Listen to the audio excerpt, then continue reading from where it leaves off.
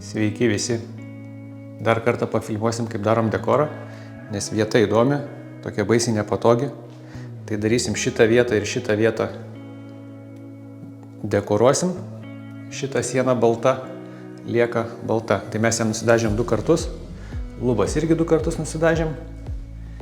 Tai pirmas žingsnis apsikliavom, tai nefilmavom, bet čia principas aiškus, kad reikia atsargiai, kruopščiai. Šitas vietas, kampus pačius, kur susijungia dekoras su balta spalva, tai užsikliuoja ir nusidažom balta spalva patį kampą. Parodysim po to finalą, kodėl. Susimeistravom tokį stelažiuką, kad prieit būtų galima aplinkui. Ir ką, bandysim dabar užsimesti gruntą.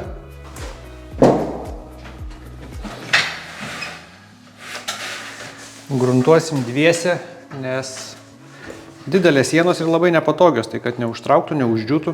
Pirmą apsivesim kampus gražiai su mažais teptukais ir kad šešėlinė siūlėkai visą laiką pas mums būtų gražiai nudažyta.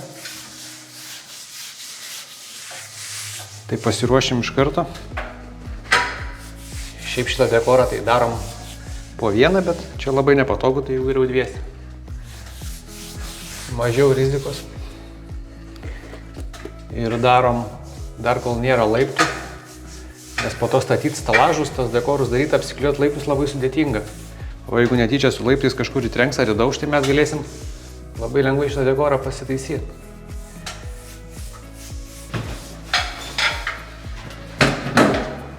Nu, po kampus susivedėm, tai turbūt net matosi. Dabar užsivedinėsim ir dažysim. Šiaip nusidažo šitą dekoro spalvos su tokiu valiku, bet kadangi didelės sienos reikia greitai, tai įmam dar ir didesnį vieną.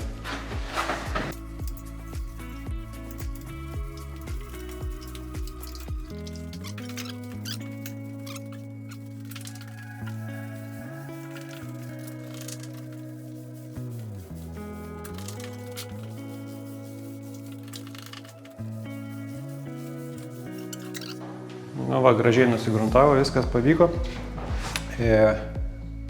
Rytoj dėsim dekorą, tik būdžiūna tą sieną. Pažiūrėsim, kas gausis po to. Nu ką, antra diena.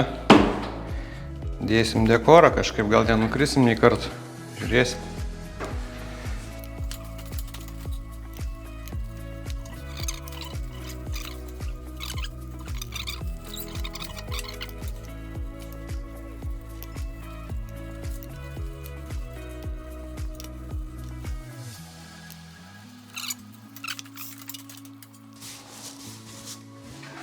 Ir mes ką darom, tai tokiom nedėliom juostom, kad spėtume grįžti ir vėl, taip žuviai, jeigu vienas darai sienas. Dėl to, kad neužtrauktų šitos vietos, arba pusę negali daryti į apačią ir tada matysit per vidurį tokį. Tai mes mėtom. Toks pastebėjimas čia mūsų.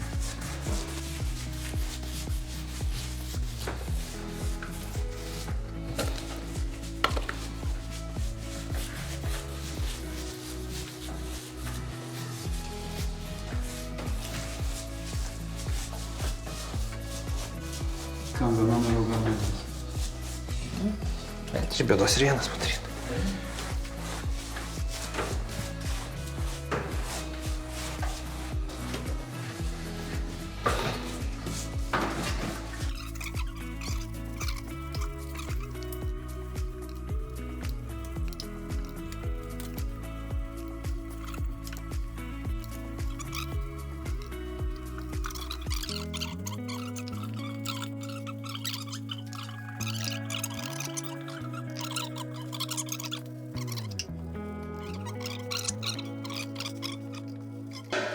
Nu va, kažkaip taip ir pasidarėm dviesi, nepatogi ta laipinė, tokia siaura, tai teko įsiardyti ir stelažus, nu, bet dėl to įrodom, kad yra ir nepatogių dalykų. Tai dviesi gan greitai padarėm ir dabar lauksim koližius ir rytoj antrą kartą lygiai tą patį padarysim, tai jau turbūt net nefilmuosim, nes nėra logikos.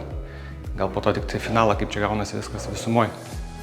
Tai tikrai nesunku patiems pasidaryti šitą dekorą, tik reikia šiek tiek apsidangstyti tvarkingai, nes ir patys biškiai taškiam tą sieną, bet geri dažai, gerais nudažėm, tai su šlapiu skuduriuku nusivalo gražiai.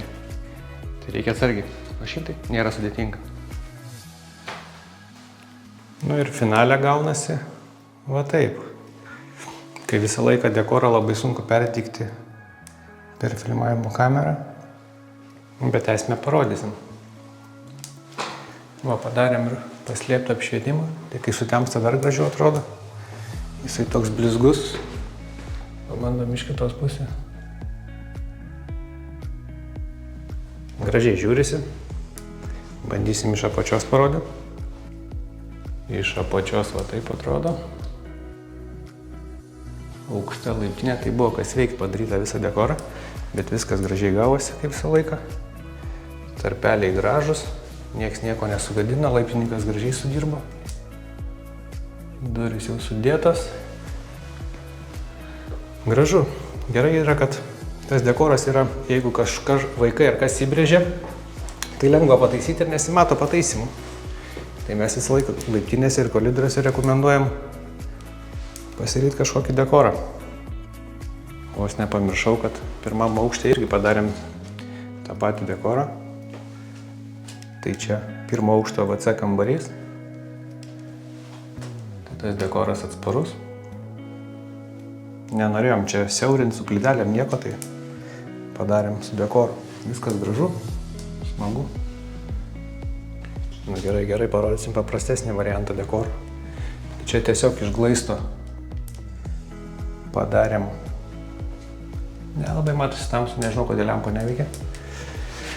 Toks dekoriukas. Tokia kaip ola gavosi. Tai tiek. Po to pafilmuosim visą šitą objektą kažkada, nes mes jį irgi pilnai renginėjom. Bet čia bus jau kitas video. Viso ir sėkmės visiems.